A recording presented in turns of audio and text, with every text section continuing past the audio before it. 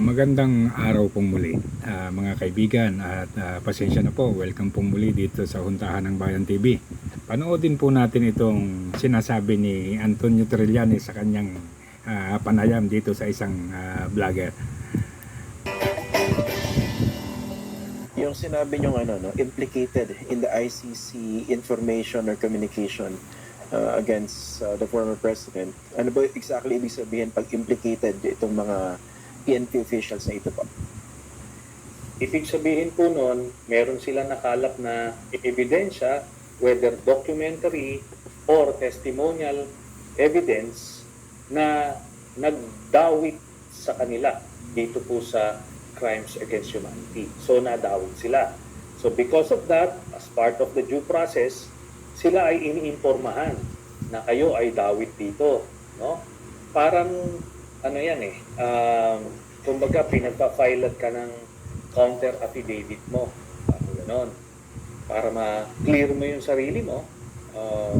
Otherwise, pagka hindi ka nag-cooperate dyan, ma-elevate yung status mo to a suspect. Kasi, hindi mo dinispute yung ebidensyang nakalap dun sa kanilang investigation.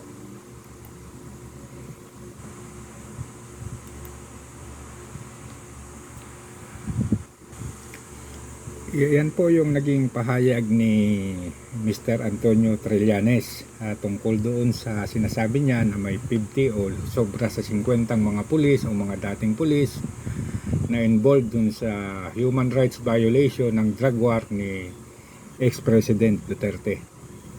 At kung hindi raw sila makikipag-coordinate, masasama sila sa pagiging suspect at maaaring makasuhan. Ako naman ay nagtataka dito kay Mr. Trillanes, para namang hindi niya nalalaman o hindi niya nababasa o naririnig na mismong galing sa Pangulo ng Pilipinas na si Bongbong Marcos, na hindi niya pinapahintulutan na manghimasok ang ICC sa pakikialam sa anumang senaryo o may kaugnayan sa pagpapatakbo ng hukuman sa Pilipinas. Kung anuman po ang mga kaso ng mga Pilipino, dapat sa Pilipinas ginagawa at hindi kailangan ng International Criminal Court.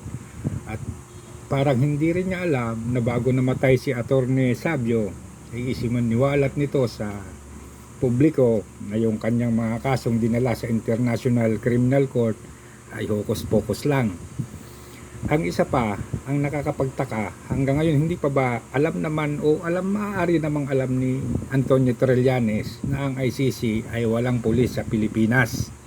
So kung talagang nangangarap kang may aaresto sa kay dating President Rodrigo Roa Duterte kapag nag-issue ng warrant of arrest, ay baka pwede ka munang mag-apply sa ICC.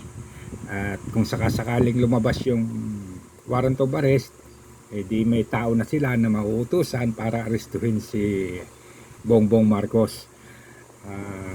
Medyo itong tao na to parang gumagawa na lang kasi ng ingay at parang humahabol dun sa midterm election. Kayo po mga kaibigan, huwag na po nating pahabain ito. Trillanes po kasi ito. Hanggang dito na lamang po at maraming salamat.